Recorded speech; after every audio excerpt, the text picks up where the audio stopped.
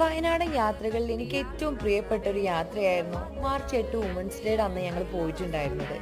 Family എന്ന comfort സോണിൽ മാത്രം യാത്ര ചെയ്തിട്ടുള്ള എനിക്ക് എൻ്റെ ഡിഫറെൻ്റ് ആയിട്ടുള്ള ഒരുപാട് എക്സ്പീരിയൻസ് ആയിരുന്നു കേട്ടോ കിട്ടിയിട്ടുണ്ടായിരുന്നത്. ഞാൻ നൂറയും കൂടി ഇന്ന് പോകുന്നത് വയനാടുള്ള 900 കണ്ടി എക്കോ പാർക്കിലേക്കായിരുന്നു. അങ്ങോട്ടുള്ള യാത്രയിൽ നമ്മൾ എക്സ്പീരിയൻസ് ചെയ്യേണ്ട ഒന്നെന്നായിരുന്നു കേട്ടോ അവിടേക്കുള്ള ഓഫ് റോഡ് എന്ന് പറയുന്നത്.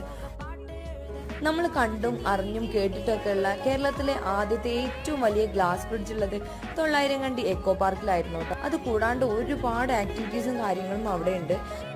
ഫ്രണ്ട്സും ഫാമിലിയും ആയിട്ട് അഡ്വഞ്ചറസ് ആയിട്ടുള്ള യാത്രകൾ ചെയ്യാൻ ആഗ്രഹിക്കുന്നവരാണെന്നുണ്ടെങ്കിൽ മസ്റ്റ് ആയിട്ടും വിസിറ്റ് ചെയ്യേണ്ട ഒരു സ്പോട്ടാണെന്നേ ഞാൻ പറയുള്ളൂ. വയനാട് 900 കണ്ടിയിലുള്ള എക്കോ പാർക്ക് എന്ന് പറയുന്നത് ഞങ്ങളെ യാത്രയെ കൂടുതൽ മനോഹരമാക്കിയിട്ടുള്ള മറ്റൊന്നായിരുന്നു ഗ്രീൻ മൗണ്ടെയിൻ റിസോർട്ട്. നൈറ്റിലെ വ്യൂസും ആംബിയൻസും ഒരു രക്ഷ ഉണ്ടായിട്ടുണ്ടായിട്ടില്ല. ക്യാമ്പ് ഫയറിനൊക്കെ പറ്റിയിട്ടുള്ള അടിപൊളിയായിട്ടുള്ള